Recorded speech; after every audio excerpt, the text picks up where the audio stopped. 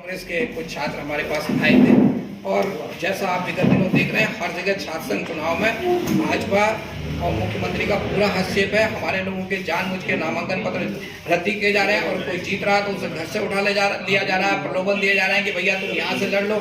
निर्विरोध बन रहे हैं, उनको तोड़ने की कोशिश हो रही है, धनबल का प्रयोग हो रहा है। और आज जो छात्र संघ के लोगों ने मुझे बताया कि यहाँ पर टनकपुर में तो बिल्कुल अंधेर हो गई है। चुनाव अधिकारी जो है वो बिल्कुल मुख्यमंत्री और सरकार के एजेंट के तौर पर काम कर रहा है। भाजपा की जितनी स्थानीय लीडरशिप है वो सारी की सारी लीडरशिप जो है हमारे प्रत्याशियों घर जाकर के नहीं साहब तुम बैठ जाओ, नाम वापिस ले लो। मुख्यमंत्री की नाक का सवाल है, क्या मुख्यमंत्री की नाक इतनी सस्ती हो गई है जिससे ये लीडरशिप सड़क पर चौराहों पर कटवाएगी? ये सोचने की बात है।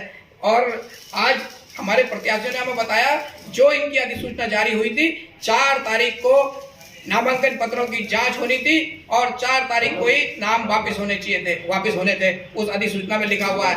जबरदस्ती अपने लोगों को फायदा पहुंचाने के लिए इन्होंने कहा रिजल्ट नहीं आए थे कुछ लोगों के, अगर इनके रिजल्ट नहीं आए थे उनके नॉमिनेशन निरस्त होते, मगर नॉमिनेशन निरस्त होते तो जो भाजपा का प्रत्याशी था अध्यक्ष का उसका भी नामांकन निरस्त होता और निर्विरोध NSUI का प्रत्याशी जीतता। इन्होंने रात 12 बजे 1 बजे तक वो रिजल्ट मंगाया और नाम वापसी की डेट को जबरदस्ती आज 12 बजे तक बढ़ाया है।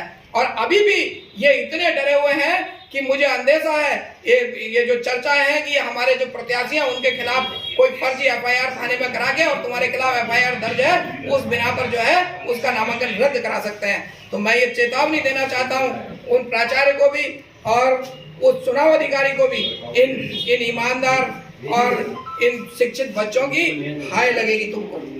कोई प्रिंसिपल को डायरेक्टर नहीं बना देगी ये सरकार, कोई एसोसिएट प्रोफेसर को सीधे प्रिंसिपल नहीं बना देगी। उनको कम से कम निष्पक्षता और अपने पद की गरिमा बना के रखनी चाहिए थी। मैं खुला आरोप लगा रहा हूं कि वो सीधे सरकार के भाजपा के एजेंट के तौर पर काम कर रहे हैं। नहीं तो कल ही सारे नामांकन पत्रों की जांच के बाद नाम वापसी के बाद लिस्ट आ जानी चाहिए थी, मगर सिर्फ भाजपा को फायदा पहुंचाने के लिए, अगर भारतीय विद्यार्थी परिषद के लोगों को फायदा पहुंचाने के लिए ये इसको किनारे फेंक रहे हैं। आज हमने ये मान लिया है कि ये मुख्यमंत्री और पूरा प्रशासन, पुलिस प्रशासन और कॉलेज प्रशासन, ये सब एक तरफ है और हमारे लड़के ईमानदारी के साथ एक तरफ है। ये इनकी सबसे बड़ी जीत है और मैं इस जीत के लिए इन सारे लोगों को बधाई देता हूं कि तुम्हारे अंदर इतनी ताकत थी कि मुख्यमंत्री का कैंप कार्यालय, जो भाजपा का कैंप कार्यालय कम है, जनता की आवाजें समस्याएं कम निराकरण कर रहा, भाजपा का चुनाव कार्यालय, भाजपा का वसूली कार्यालय ज्यादा बना है। मेरा खुला आरोप है।